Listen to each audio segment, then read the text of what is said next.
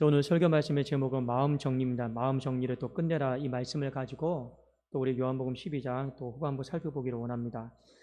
자, 본문에 보니까 예수님을 만나러 온 사람들이 상당히 좀 많이 있었습니다. 자, 그 중에 특징적이게 바로 헬라인들이 예수님을 만나러 왔습니다. 자, 그들이 빌립의 안내를 통해서 예수님께 연결되기를 원했어요. 그들이 예수님을 만나기로 했던 목적은 한 가지였습니다. 26절에 보면 예수님의 제자가 되고 싶다, 예수님의 제자가 되기를 원했기 때문에 만나기를 원했습니다. 제가 요한복음 12장 26절에 있습니다. 사람이 나를 섬기려면 나를 따르라. 나 있는 곳에 나를 섬기는 자도 거기 있으리니 사람이 나를 섬기면 내 아버지께서 그를 기이 여기시리라. 어찌됐든 간에 이 헬라인들이 예수님을 섬기려고, 제자 되려고, 따르기 위해서 온 것이 맞습니다. 자, 이 헬라인들이 예수님께 찾아왔다라는 말을 듣고 예수님이 어떤 판단을 내리십니다. 뭐라고 말씀을 하시냐면 23절에 보니까 예수께서 대답하여 이르시되 인자가 영광을 얻을 때가 왔다. 인자는 예수님에 대한 호칭이거든요. 이제 상황이 이렇게 되어가는 걸 보니 내가 영광을 얻을 때가 온 것 같다, 이렇게 평가를 하셨습니다. 자, 이 영광을 얻을 때가 왔다라고 하는 것은 어떤 사사로이 개인의 영광, 영화를 이야기하는 것이 아니고 이것은 바로 십자가, 고난, 그리고 부활의 영광을 예수님이 총칭해서, 통틀어서 말씀을 하시는 것이죠. 자, 결국에 지금 헬라인들이 이렇게 찾아온 걸 왜 예수님은 십자가 그리고 부활의 영광까지 말씀을 하셨느냐? 원래 예수님께서 이 땅에 오셨을 때 이스라엘의 잃어버린 자를 찾기 위해서 오신 겁니다.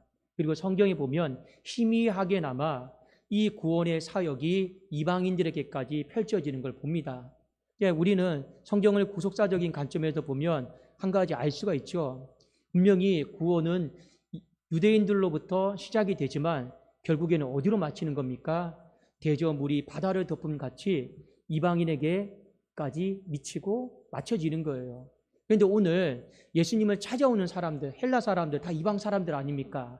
그들이 와서 제자가 되겠다라고 하는 이런 놀라운 일들을 보니 이제 하나님의 구원의 완성이 가까이 왔구나 하는 걸 예수님이 직감적으로 풀어내시고 평가하시고 말씀을 하신 것이죠.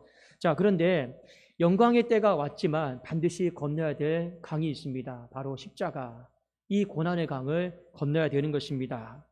자, 그런데 예수님은 영광을 먼저 말하지 않고 이 고난의 강을 건너야 되는 이 예수님의 마음의 상태, 지금 어떤 마음의 괴로움을 오늘 이 사도 요한은 요한복음을 통해서 잘 드러내고 있습니다.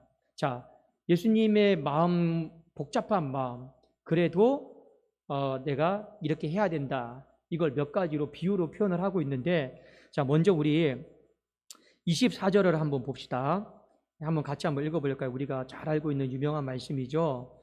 자, 24절입니다. 함께 읽겠습니다. 시작. 내가 진실로 진실로 너희에게 이르노니 한 알의 밀이 땅에 떨어져 죽지 아니하면 한 알 그대로 있고 죽으면 많은 열매를 맺느니라. 자, 이 말씀 비유의 뜻은 뭐냐면 예수님이 십자가를 지시고 죽으심으로 말미암아 수많은 이방 사람들이 구원의 잔치에 참여할 것이다 라고 하는 비유예요. 자, 이 비유는 어디서부터 가지고 왔냐면 이사야서 53장 10절에 기록이 되어 있고 이것이 예수님의 십자가 또 사건을 통해서 성취가 됩니다. 제가 한번 이사야 53장 10절인데 다 알고 있는 말씀이에요. 이 말씀을 요한복음 12장 24절에 이렇게 다시 풀어냈구나, 그렇게 보시면 됩니다. 여호와께서 그에게 상함을 받게 하시기를 원하사 질고를 당하게 하셨은즉 그의 영혼을 속건 제물로 드리기에 이르면, 자, 예수님의 몸과 마음 모든 걸 하나의 속건 제물로 드려요. 하나의 미랄이 되어서 드리기에 이르면 어떻게 됩니까? 그가 씨를 보게 된다, 열매를 보게 된다라는 거. 그 열매가 뭡니까? 바로 구원의 반열에 참여하는 사람들이 늘어가는 건데, 이 씨는 유대인뿐만 아니라 이방인들을 다 포함하는 그 열매를 보게 될 것이다 라고 하는 예언입니다. 그래서 그가 씨를 보게 되며 이 믿음의 후손들을 본다라는 거예요. 그리고 그의 날은 길 것이요 또 그의 손으로 여호와께서 기뻐하시는 뜻을 성취하리로다. 십자가를 지고자 하는 예수님의 마음입니다. 죽을 준비하는 거죠. 죽을 준비. 이 길이 순교자의 길인 줄로 알고 이 죽을 각오로 이 길을 예수님이 가겠다. 다시 한번 마음 다짐을 해요. 이걸 여러분들이 보셔야 됩니다. 자, 그 다음에 12장 25절에 보니까 자기의 생명을 사랑하는 자는 잃어버릴 것이요 이 세상에서 자기의 생명을 미워하는 자는 영생하도록 보존하리라. 확실하게 죽을 준비하신다라는 거죠. 그렇죠? 내 생명을 내가 사랑하지 않겠습니다. 내가 내 생명 사랑하면 다 잃어버릴 것입니다. 그렇게 말씀하고 있습니다. 여러분 먼저 이 말씀까지만 여러분들이 보시고 신앙생활이다라고 하는 건 여러분 좁은 문 걸어가는 거예요. 부귀영화 누리려고 신앙생활 하는 것은 아닙니다. 좁은 문을 걸어가는 건데 이 좁은 문을 걷다 보니까 비좁고 부딪히고 긁히고 상처나고 그렇단 말이에요. 그래도 여러분 내 생명 돌아보지 마시고 죽을 각오하고 내가 십자가에 동참하겠다. 이런 마음은 그래도 우리가 갖고서 이 길을 걸어가야 되는 것입니다.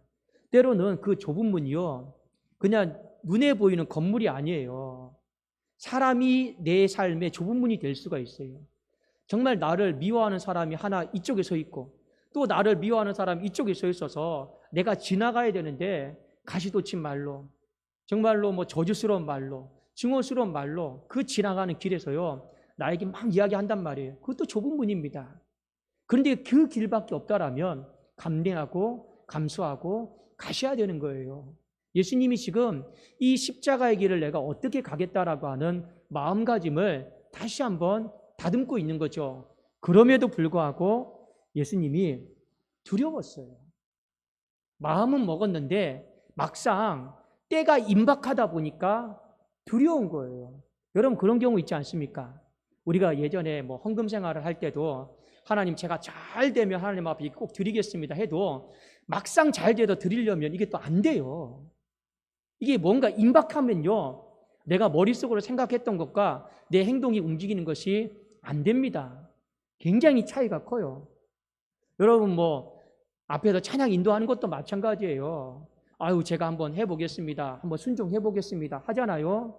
그런데 막상 서서 이 마이크 잡고 부르려고 하잖아요. 그럼 그게 또 안 돼요. 굉장히 떨린단 말이에요. 그냥 여러분 말로는 여러분 5대양 6대주도 다 옮길 수 있겠습니다. 근데 실제로 옮겨보라고 하면 옮길 수가 없어요. 우리의 마음이 정말 하나님의 미랄이 되어서 내 생명 안 사랑해야지 정말 십자가처럼 내가 하나님의 미랄이 되어서 떨어져 죽어야지 말은 해도 막상 그때가 되잖아요. 이게 사람 마음이 심란합니다. 마음이 어려워요. 그래서 27절에 보면 예수님이 이렇게 말씀하셨죠. 지금 내 마음이 괴로우니 무슨 말을 하리요? 아버지여 나를 구원하여 이때를 면하게 하여 주옵소서. 그러나 내가 이를 위하여 이때에 왔나이다. 지금 내 마음이 괴롭다고 있어요. 이 괴롭다라고 하는 이 타라스 헬라어는 지금 마음이 불안불안하다라는 거예요. 뭐 손에 안 잡힌다라는 거예요. 예수님도 우리와 똑같은 걸 경험을 했습니다.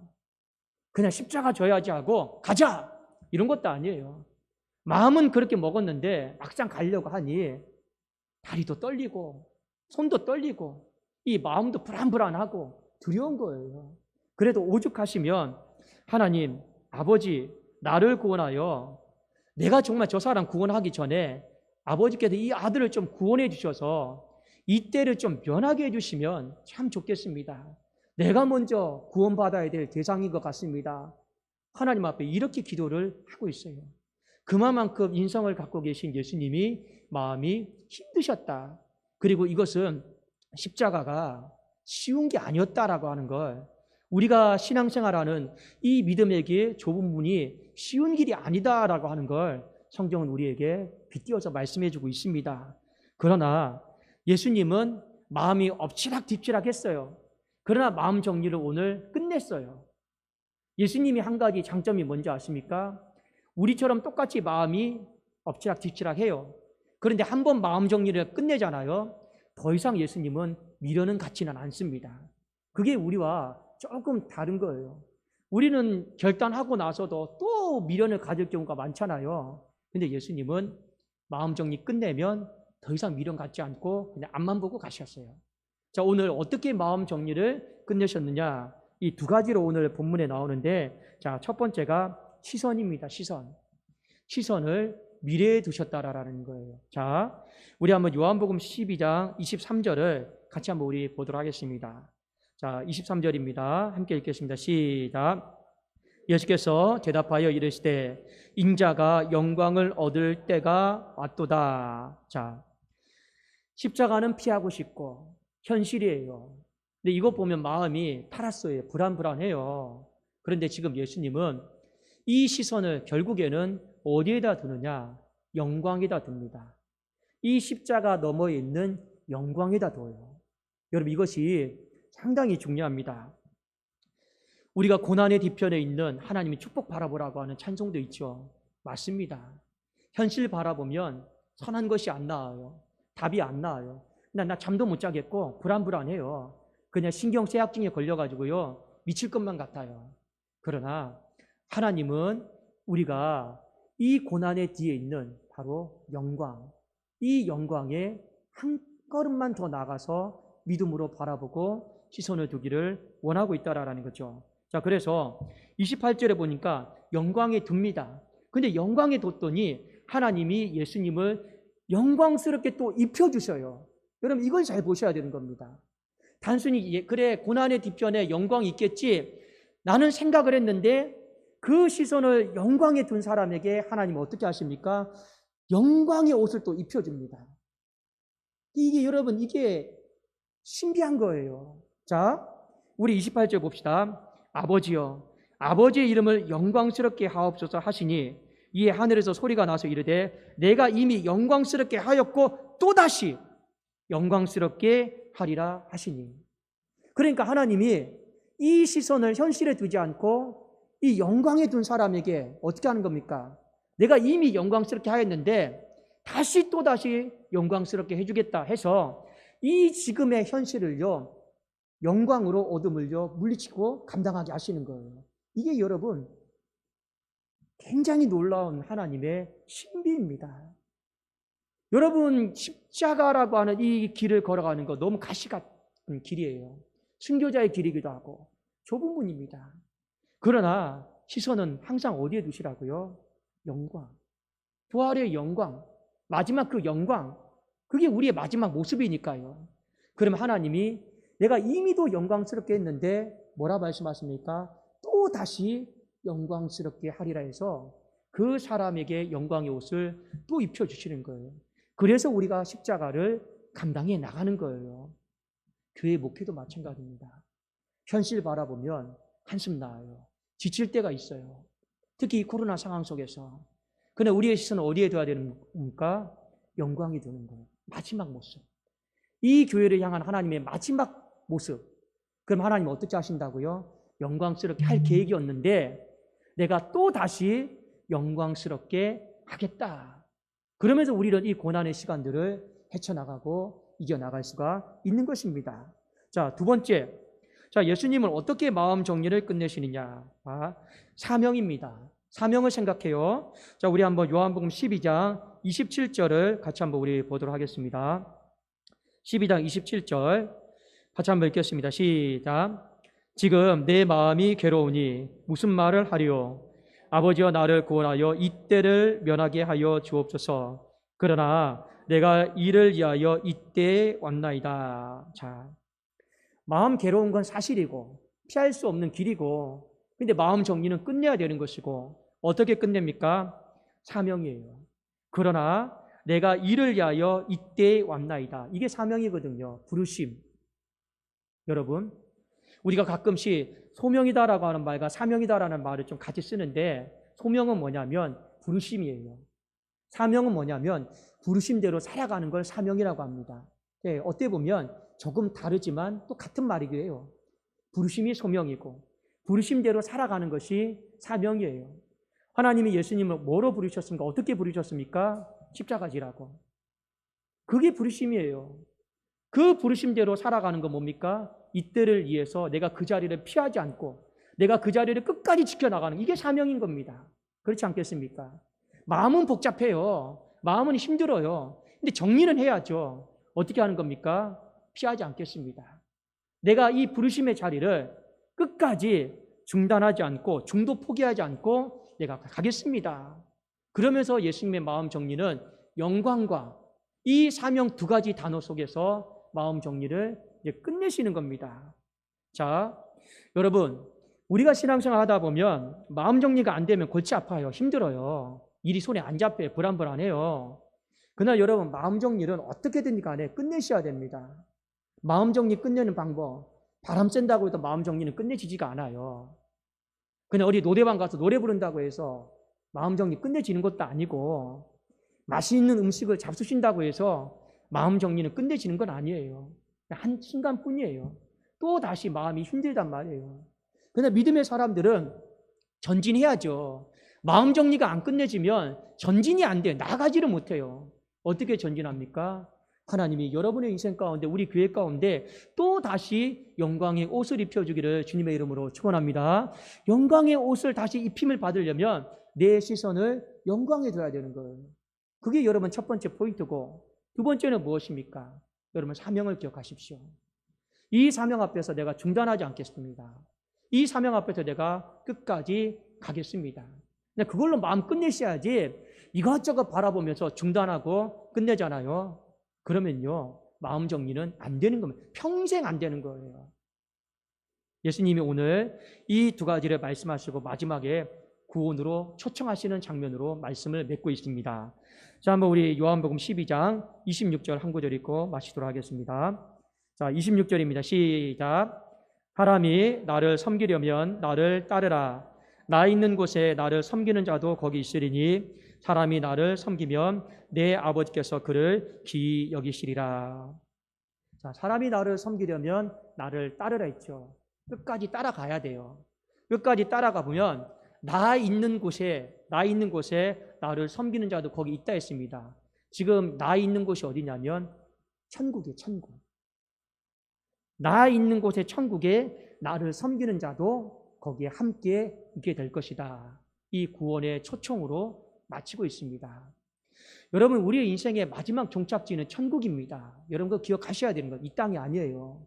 그러니까 이 땅 바라보지 마시고 다시 우리의 시선을 영광, 여러분 거기 두시고, 여러분 이 땅에서 다시 한번 여러분 마음 점검을 하십시오. 사명, 이 부분을 점검하시고 나를 섬기거든.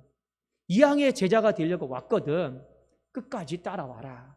그러면 그 사람은 나 있는 곳에 함께 있게 될 것이고 하나님이 그 사람을 귀하게 여기실 것이다. 여러분, 결국에 마음 정리가 끝난 사람이 천국에 간다. 그런 이야기입니다.